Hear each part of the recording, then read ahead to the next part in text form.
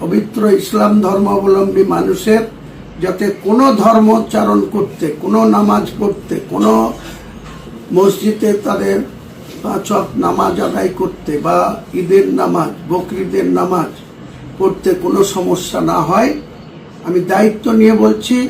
এই রাজ্য সরকার যদি সেই ধরনের কোনো কাজ করে, এই সরকারের বিরুদ্ধে সব থেকে আমি আগে হুমায়ুন কবির একদম রাস্তায় নেমে তাদের বিরুদ্ধে আন্দোলন করব।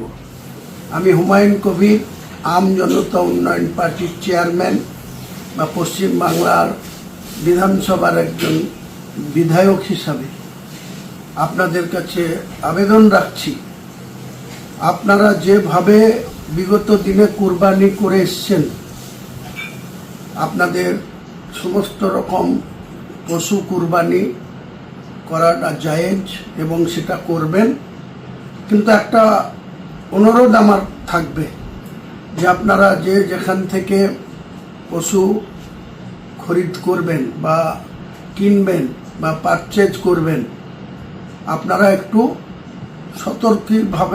সতর্কীকরণভাবে নিজেদের বেশি হল্লা না করে আপনারা সেই সমস্ত পশু, বকরি, দুম্বা, গরু, যারা উট, যে যেখান থেকে যেভাবে কুরবানি করেন নিশ্চয়ই করবেন, কিন্তু আমার একটাই আবেদন, রাজ্য সরকারের পক্ষ থেকে এখনো কোনো অর্ডার বা জিও বের হয়নি যে কুরবানি করা যাবে না বা কুরবানি করতে দেওয়া হবে না। কিন্তু এক শ্রেণীর সংবাদ মাধ্যম মুসলিমদেরকে বিভ্রান্ত করার জন্য, মুসলিমদেরকে ভয় দেখানোর জন্য এখন থেকে বিজেপি সরকারের পক্ষ নিয়ে মুসলিমদেরকে ভীতি সন্তুষ্ট করার যে অপচেষ্টা করছে, আমি সেই সমস্ত সংবাদ মাধ্যমের তীব্র বিরোধিতা করছি। অফিসিয়ালি কোনো নিষেধাজ্ঞা বা অফিসিয়ালি কোনো জিও বাংলার নতুন মুখ্যমন্ত্রী, পুলিশ মন্ত্রী এই ধরনের কোনো নির্দেশ তিনি দেননি যে বাংলার মুসলমানরা কুরবানি করতে পারবে না। এটা কোনো মতেই গুজব বা এই গুজব ছড়ানো হচ্ছে এবং মুসলমানদের মধ্যে একটা ভীতি সৃষ্টি করার এক শ্রেণীর মিডিয়া তারা এসব প্রচার করছে। গুজবে কান দেবেন না। মনে রাখবেন, পশু কুরবানি করার ক্ষেত্রে আপনারা একটু ঘেরাঘোরা জায়গার মধ্যে করবেন, ওপেন রাস্তা দিয়ে, যাতে কেউ এই মাংস দেখতে না পায়। আগে থেকেই এইসবগুলা নির্দেশ ছিল, কিন্তু অনেকেই বেপরোয়াভাবে রাস্তার ধারে অন্য সম্প্রদায়ের মানুষরা যাতায়াত করত, তার মধ্যেই রাস্তাতে ওপেন করতো। এগুলাকে অ্যাভয়েড করবেন। এগুলাকে আপনাদের উচিত ঢাকাঢুকো জায়গায় এবং গোপনীয়তা বজায় রেখে, শৃঙ্খলা বজায় রেখে, আইন শৃঙ্খলাকে সম্মান করে, যাতে কোনো রকম অন্য ধর্মাবলম্বী মানুষের কোনো সমস্যা না হয়। আমরা মুসলমান, আমাদের যে পবিত্র ঈদ সেটা আগেই হয়ে গিয়েছে, ঈদ উল জোহা বা ঈদ উল আজহা, যেটাকে আমরা কুরবানি বলি। বিভিন্ন পর্যায়ে বিভিন্ন ধরনের যে কুরবানি আমরা করি, সেই কুরবানি বাংলার 37% মুসলমান, কোথাও তাদের কোনো সমস্যা হওয়ার কথা না, হবে না। যদি কোনো জায়গায় সমস্যা হয়, আমাদের ফোন নাম্বার অনেকেই জানেন, দরকার হলে আমাদের যোগাযোগ নাম্বার আমার ফেসবুক আইডি থেকে বা আমার এই বক্তব্যের মধ্যে দিয়ে আপনাদেরকে আরেকবার জানিয়ে দেব।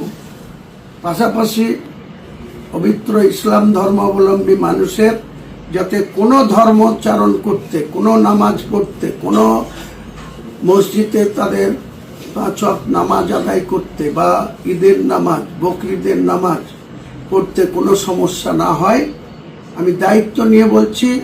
এই রাজ্য সরকার যদি সেই ধরনের কোনো কাজ করে, এই সরকারের বিরুদ্ধে সব থেকে আমি আগে হুমায়ুন কবির একদম রাস্তায় নেমে তাদের বিরুদ্ধে আন্দোলন করব।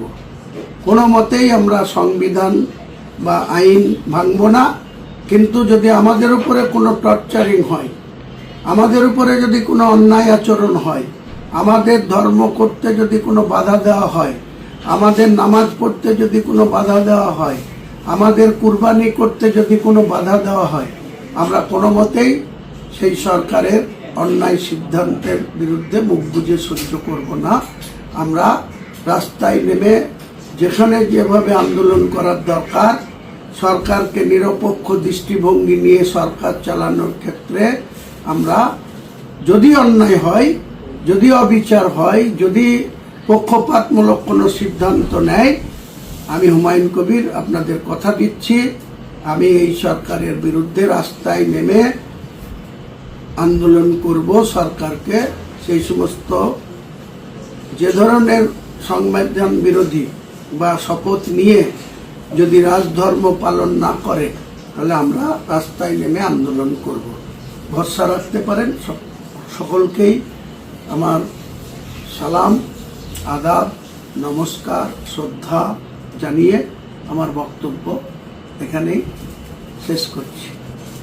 ডিম ভাত যেটা 5 টাকায় ছিল ওটা চালু থাকবে, তার সঙ্গে মাছকেও ইন্ট্রোডিউস করা হবে, আর একটু তার কোয়ালিটি ঠিকঠাক করা হবে যাতে লোক খেতে পায়। একটু কোয়ান্টিটি বাড়ানো হবে, আরও বেশি জায়গায় করা যায় কিনা, এটা গরিব মানুষদের জন্য ব্যবস্থা আছে, সেটাকে ঠিকঠাক করা। এই ক্ষেত্রে কি কোনো দিনক্ষণ ঠিক হয়েছে বা ও সঙ্গে সঙ্গে লাগু হয়ে গেছে, সিএম বলে দিয়েছেন যত তাড়াতাড়ি সম্ভব ওটা চালু হয়ে যাবে। ওটা কি 5 টাকাতেই থাকবে? আপাতত 5 টাকা আছে, দেখা যাক, যদি মনে হয় বাড়াবার দরকার আছে, খরচা যদি বাড়ে তখন সরকার ভাববে।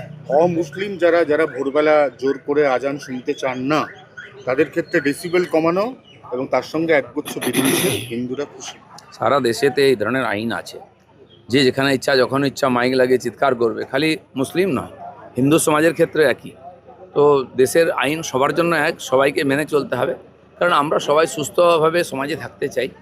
কেন, আজকাল মানুষের অনেক সমস্যা, হাইপার টেনশন থেকে বিপি, সুগার, অসুস্থ বয়স্করা আছেন, বাচ্চাদের পড়াশোনা আছে, সব জায়গায় বিঘ্ন হয়। তো আমরা চাইবো সাধারণ মানুষ সবাই মিলে আইন মেনে করুন, তাহলে কারো কোনো সমস্যা হবে না, সরকারকেও বেশি কষ্ট করতে হয় না, নাহলে সরকারকে বাধ্য হতে হবে কড়া স্টেপ উঠাবার জন্য। এই এই এই সূত্র ধরে বলি, এই লাউড স্পিকারের ক্ষেত্রে বিধিনিষেধ, ডিজে বক্স, সেই ডিজে বক্সের ক্ষেত্রেও কি বিধিনিষেধ বা সমস্ত রকমের আমি দেখেছি। এই বিশ্বকর্মা পুজো, একটা ঠাকুর রেখে দিয়েছে আর কয়েকটা বড় বড় বক্স রেখে দিয়েছে, আর কিছু নেই, আর সারাদিন বেদম আওয়াজ। আমি দেখেছি এত বড় বক্স, সামনে দিয়ে গাড়ি গেলে গাড়ি কাঁপতে থাকে, থরথর করে গ্লাস কাঁপতে থাকে। এটা তো অমানবিক। বিজ্ঞানের অপব্যবহার করার অধিকার কারো নাই, যেন সবাইকে সংযত হবে। আমরা জানি মানুষ এমনিতে বহু সমস্যায় থাকে, মানসিক সমস্যায় থাকে। এই যে হঠাৎ মানুষ ভিন্ন ধরনের ব্যবহার করছে, এর কারণ এটা মানসিক উত্তেজনার শব্দ, যে দূষণ, এটা বড় কারণ। সব রকমের দূষণকে বন্ধ করতে হবে। খিদিরপুর মেটিয়াবুরুজ পার্ক সার্কাসের লোক লাইন দিয়ে হেলমেট কিনতে বাধ্য হচ্ছে। এমন কড়া আইন হয়েছে যে হেলমেট ছাড়া যদি বাড়ি থেকে উঠোন অব্দি বেরোয়, সঙ্গে সঙ্গে কেস। খুব ভালো কথা এটা। আমার মনে হয় মানুষ আইন মানতে চায়। কিছু কিছু লোক, নেতা, তারা তাদেরকে আইন না মানার জন্য উৎসাহ দেয় এবং এটা বোঝাবার চেষ্টা করছে যে আমি তোমার সঙ্গে আছি। আর এটা মানুষের অভ্যাস হয়ে যায়, তারা ভাবে আমাকে অনেক কিছু করতে, তাতে কোনো লাভ হয় না। আর সেই জন্য সমাজের লোকেরা নিজের থেকেই মানবে, আমরা আশা করি। সব দিক দিয়ে ভালো, নিজের জন্য প্রথম ভালো, আর তারপর আইন শৃঙ্খলার জন্য ভালো। দাদা, 5 ধন্যবাদ। টাকার যে মাছ ভাত সেইটা পাওয়া যাবে কোথা থেকে? যেখান থেকে ডিম ভাত পাওয়া মা ক্যান্টিন যেখানে চলছে ওখানেই পাওয়া যাবে। নাম কি মাই থাকবে? দেখা যাক।